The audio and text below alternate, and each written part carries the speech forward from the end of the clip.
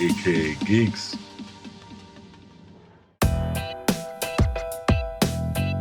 Hey everybody, welcome to AKA Geeks. This is the movie of the week, the solo edition, Lone Wolf edition. I'm your host Sean, you guys. We are doing, again, I gotta tell you this, month of Halloween and horror.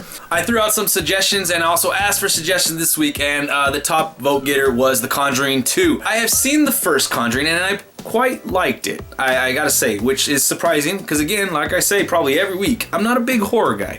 So I liked the first one. I liked the story, I liked how it was filmed, I liked everything about it pretty much. The second one, I'm going into this one with the same expectations to see a good horror movie. This film, I can't say I like it as much as the first film. I still liked it. There were things about it that definitely had me like, ooh, getting goosebumps. I definitely felt goosebumps throughout this film. And there were some good portions of the film where I had nonstop goosebumps for a couple minutes. I'm not gonna lie to you.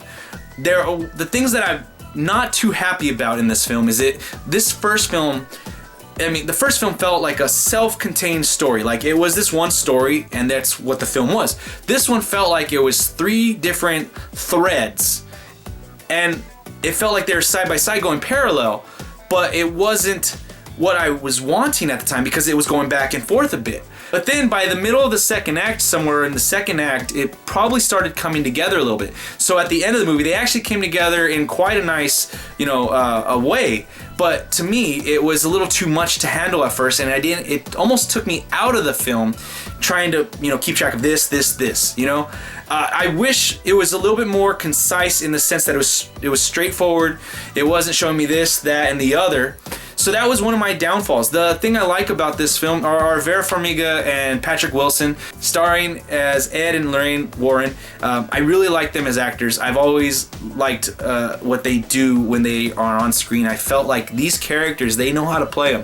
This is their second time around, and they've just done an awesome job. So I really like the acting in this film. The child actors actually did quite well as well. I was really surprised by these child actors. I'm usually not a fan of child acting, but it seems that these days child acting is getting quite a bit better. So I'm very appreciative of the acting in this film, the tense moments in this film where they didn't go too far and they kind of kept you at the edge of your seat and wanting you to see more and more and more and push the envelope a little bit more just so you can get a little bit more goosebumps or a little bit more thrill out of it the next time they want to scare you. So it was a good pace. It was good with the horror. It was good with the suspense. I thought the story with how they did the three different threads and then they came together, I didn't like that entirely.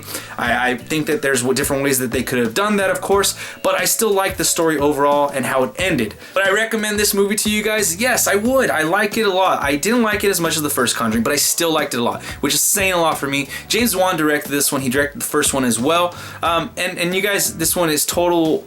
It's good. It's a good movie for this time of year. Alright guys, that's it for this video. Remember to click the like, share, subscribe buttons down below. Leave your comments, questions, suggestions for movies of the week in the comment section. Let's have a great conversation about The Conjuring 2.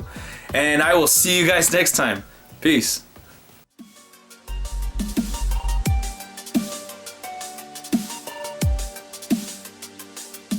aka Geeks.